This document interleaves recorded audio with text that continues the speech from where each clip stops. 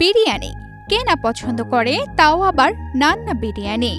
আর সেই খাবারের প্যাকেটে যদি পাওয়া যায় একটি আস্ত ব্যাঙ, তাহলে ভাবুন তো ব্যাপারটা কেমন। কি ভাবছেন, ভুল শুনছেন? না, এমনই ঘটনা ঘটেছে। একটি বিরিয়ানির প্যাকেটে আস্ত ব্যাঙ পাওয়া যাওয়ার ঘটনায় ব্যাপক চাঞ্চল্যের সৃষ্টি হয়েছে। ঘটনাটি জানাজানি হলে এলাকায় ক্ষোভ ও আতঙ্ক ছড়িয়ে পড়ে। এমন ঘটনা ঘটে কুড়িগ্রামের রৌমারী উপজেলায়।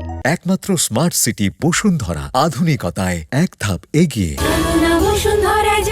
পরে ভ্রাম্যমাণ আদালত পরিচালনা করে সংশ্লিষ্ট প্রতিষ্ঠানকে 20,000 টাকা জরিমানা করে। সোমবার বিকেলে উপজেলা প্রশাসনের পক্ষ থেকে এ অভিযান পরিচালিত হয়।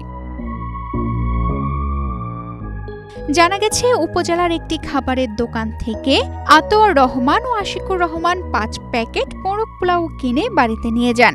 পরিবারের সদস্যদের, বিশেষ করে শিশুদের খাবার পরিবেশন করার সময় একটি প্যাকেটের ভেতরে আস্ত একটি ব্যাঙ দেখতে পান তারা।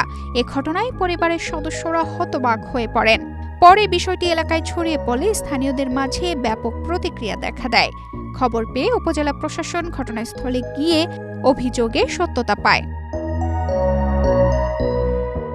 রৌমারী উপজেলা নির্বাহী কর্মকর্তা আলাউদ্দিন ঘটনার সত্যতা নিশ্চিত করে জানান, খাবারের প্যাকেটে ব্যাঙ পাওয়ার খবরের ভিডিওতে অভিযান চালিয়ে সত্যতা পাওয়া গেছে। এ ঘটনায় সংশ্লিষ্ট প্রতিষ্ঠানকে 20,000 টাকা জরিমানা করা হয়েছে। পাশাপাশি ভবিষ্যতে এ ধরনের ঘটনা যেন না ঘটে সেজন্য কঠোর সতর্ক করা হয়েছে। তানজিদা রহমান, ইনায়া, বাংলাদেশ প্রতিদিন।